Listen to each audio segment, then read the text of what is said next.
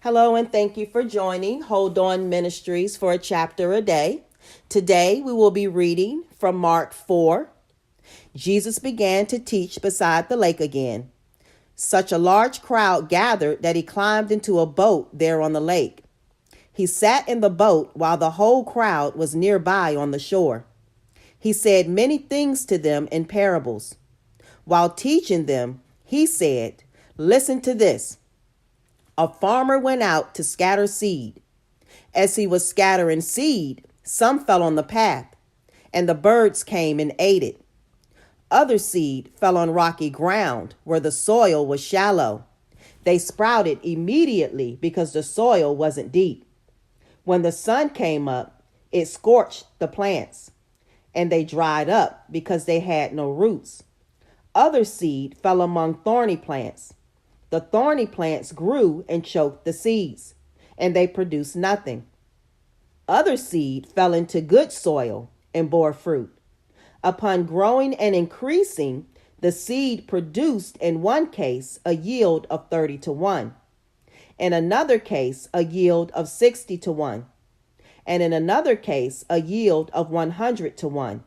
He said, "Whoever has ears to listen should pay attention." When they were alone, the people around Jesus, along with the 12, asked him about the parables. He said to them, "The secret of God's kingdom has been given to you, but to those who are outside, everything comes in parables. This is so that they can look and see, but have no insight, and they can hear, but not understand. Otherwise, they might turn their lives around and be forgiven. Don't you understand this parable? Then how will you understand all the parables? The farmer scatters the word. This is the meaning of the seed that fell on the path. When the word is scattered and people hear it, right away Satan comes and steals the word that was planted in them. Here's the meaning of the seed that fell on rocky ground. When people hear the word, they immediately receive it joyfully. But they have no roots. They last for only a little while. When they experience distress or abuse because of the word, they immediately fall away. Others are like the seed scattered among the thorny plants. These are the ones who have heard the word, but the worries of this life, the false appeal of wealth, and the desire for more things break in and choke the word, and it bears no fruit. The seed scattered on good soil are those who hear the word and embrace it. They bear fruit, in one case a yield of 30 to 1, in another case 60 to 1, and in another case 100 to 1. Jesus said to them, "Does anyone bring in a lamp in order to put it under a basket or a bed? Shouldn't it be placed on a lampstand? Everything hidden will be revealed, and everything secret will come out into the open. Whoever has ears to listen should pay attention."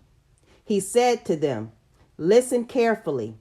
God will evaluate you with the same standard you use to evaluate others. Indeed, you will receive even more. Those who have will receive more.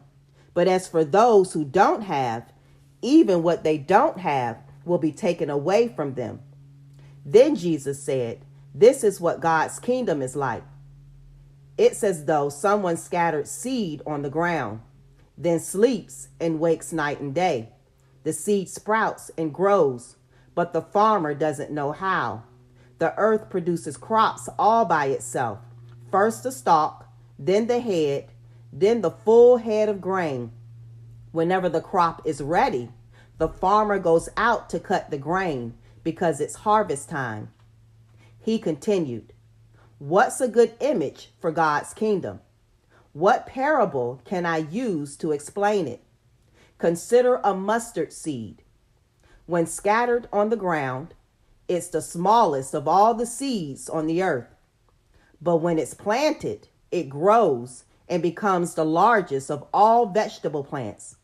It produces such large branches that the birds in the sky are able to nest in its shade.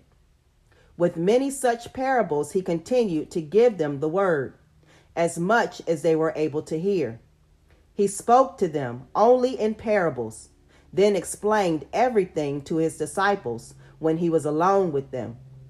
Later that day, when evening came, Jesus said to them, "Let's cross over to the other side of the lake."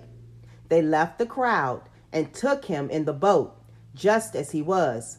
Other boats followed along. Gale-force winds arose, and waves crashed against the boat, so that the boat was swamped. But Jesus was in the rear of the boat, sleeping on a pillow. They woke him up and said, "Teacher, don't you care that we're drowning?" He got up and gave orders to the wind, and he said to the lake, "Silence, be still." The wind settled down, and there was a great calm. Jesus asked them, "Why are you frightened? Don't you have faith yet?" Overcome with awe, they said to each other, "Who then is this? Even the wind and the sea obey him."